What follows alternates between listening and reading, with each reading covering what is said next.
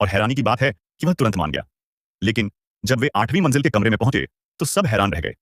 यह न सिर्फ उनके अपने कमरों से बड़ा था, बल्कि हर तरह की अच्छी चीजों से भी भरा हुआ था। इससे भी ज्यादा यकीन न करने वाली बात यह थी कि 8वीं मंजिल पर हाल ही में लाखों लोग आए थे।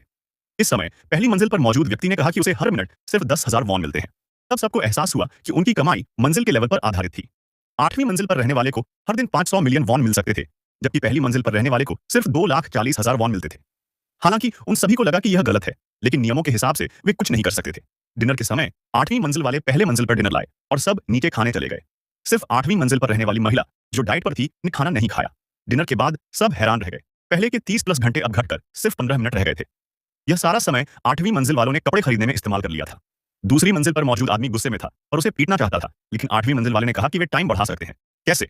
8वीं मंजिल वाले आदमी ने फिर एक चौंकाने वाली बात बताई। बस सीढ़ियां चढ़ते रहो, टाइम बढ़ता जाएगा। किसी के पास सोचने का टाइम नहीं था और 8वीं मंजिल वाले आदमी की बात सच हो या झूठ, सब लोग पागलों की तरह सीढ़ियां चढ़ने लगे। पहली मंजिल वाला लंगड़ा आदमी भी पूरी ताकत से चढ़ रहा था। जैसे जैसे टाइम कम होता गया, सबने और भी मेहनत की, जब तक कि काउंटडाउन खत्म नहीं हो गया। सब रुक गए, घबराहट में टाइमर को घूरने लगे। वे सब बहुत एक्साइटेड थे। उन्होंने 8वीं मंजिल वाले आदमी को बिना सोचे समझे चीजें खरीदने के लिए दोषी नहीं ठहराया, क्योंकि टाइम बढ़ाया जा सकता था।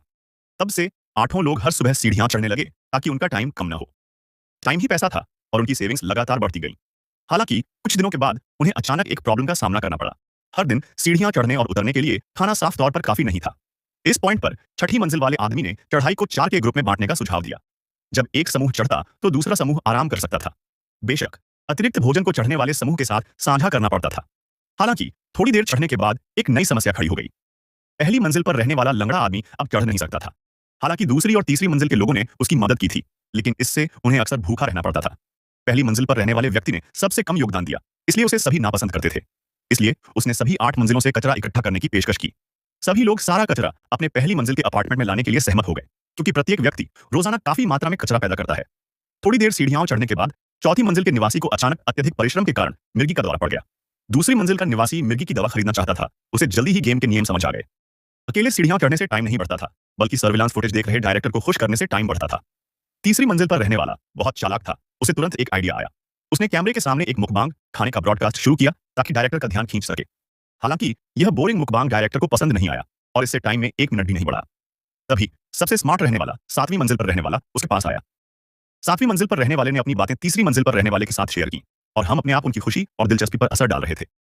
टाइम ही पैसा है, ठीक वैसे ही जैसे क्रिएटर्स या इन्फ्लुएंसर के काम, जैसे उन्हें स्टार और लाइक देना। इस तरह उन्हें कम बोझ महसूस होगा। और हमारा क्या, जो उन चीजों के बोझ तले दबे हैं क्योंकि पैसे बहुत कम हैं। हम आखिरकार उन्हें वह देंगे जो वे सच में चाहते हैं। वे सच में क्या चाहते हैं? क्या है सच में मजेदार? सच में मजेदार? अगर हम फिर से मिलें तो बहुत सारी लिमिटेड